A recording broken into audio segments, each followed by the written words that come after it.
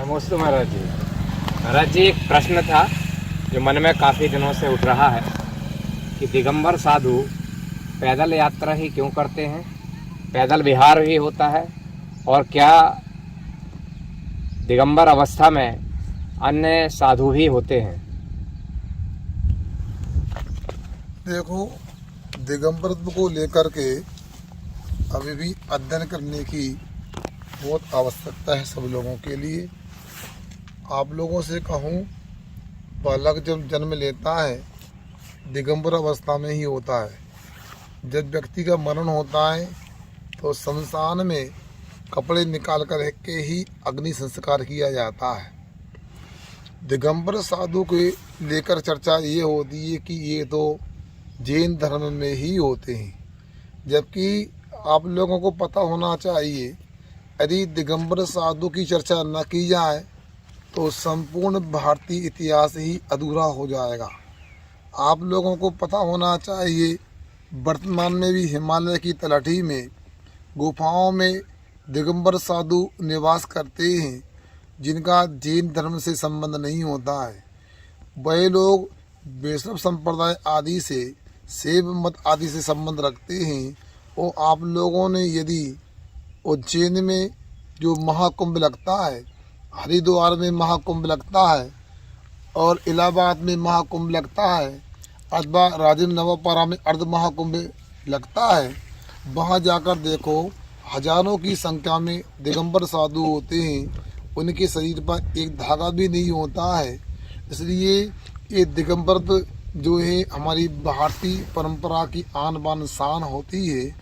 और संक्षेप में यदि कहूँ आपसे, आना नंगा जाना नंगा, फिर कपड़ों का बीच में क्या दंगा, अर्थात प्रकृति का जीवन जीने वाले ये दिगंबर जैन साधु होते हैं। और आपको पता होना चाहिए, जब यूनान से सिकंदर विश्व को जीतने के लिए भारत आया तो उसकी माँ से उसने आशीर्वाद लिया और पूछा, माँ मैं भारत जा रहा हूँ और आपके लिए क्या ला सकता हूँ।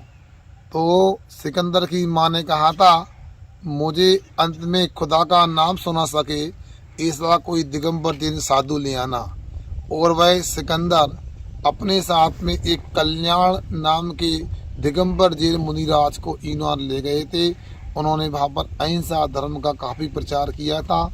और दिगंबर जैन साधु जो होते हैं वे अहिंसा धर्म की पालना करने के लिए ही वस्त्रों का धारण नहीं करते हैं। अंदर में बालक की तरह निर्विकार होते हैं, कोई वासना नहीं होती है। और बाहर में वे अहिंसा धर्म का पालन करते हैं, कपड़े पहनते हैं तो उनमें धूल पसीना आदि के माध्यम से मेल लग जाता है, उसमें छोटे छोटे जीव उत्पन्न हो जाते हैं। कपड़ों को धोते हैं तो वह जीव मर जाते हैं। इसलिए दिगंबर साधु एक लंगोट भी धारण नहीं करते, पूरी तरह प्रकृति में रहते हैं। प्रकृति में वृक्ष हैं, प्रकृति में पत्थर हैं, और भी जंगल में आदिवासी लोग रहते हैं। इन लोगों का जीवन भी लगभग दिगंबर जैन साधु की तरह होता है। इसलिए आप प्रकृति में देखो, एक कपड़े तो मात्र मनुष्यों के शरीर पर दिखाई देते हैं। जंगल में पशु हैं, प्रकृति में रहते हैं, पक्षी प्रकृति में रहते हैं। देसाई प्रकृति का नाम ही दिगंबर जैन साधु है कि 28 मूल गुण का पालन करते हैं, थोड़ा भी हिंसा कार्य नहीं करते, झूठ भी नहीं बोलते, चोरी भी नहीं करते, पूर्ण ब्रह्मचर्य का पालन करते हैं, और थोड़ा भी परिग्रह नहीं रखते। ये एक पिच्छिका होती है, इसमें मयूर पंख लगे हुए हैं। इसको लेकर के जहाँ बैठना होता उसको झाड़ करके साफ करके बैठते हैं, ताकि चींटी आदि की हिंसा ना हो जाए, उसको कष्ट ना हो जाए। और ये पंख को लेकर के भी बताना चाहता हूँ, ये पंख मयूर के शरीर से निकाले नहीं जाते। जब जंगल में मयूर कार्तिक आदि मास में वह छोड़ देते हैं तो भक्त लोग इनका संग्रह करके वह साधु को इस प्रकार का, ये इसको मयूर पिछका बोलते हैं, इसको बना करके भेंट करते हैं। इसको साथ में रख करके अहिंसा का पालन करते हैं। इसी दिगंबर साधु को लेकर हम ज़्यादा क्या कहें। ये तो आप साथ में संगति करोगे तो उनका पूरा परिचय होगा।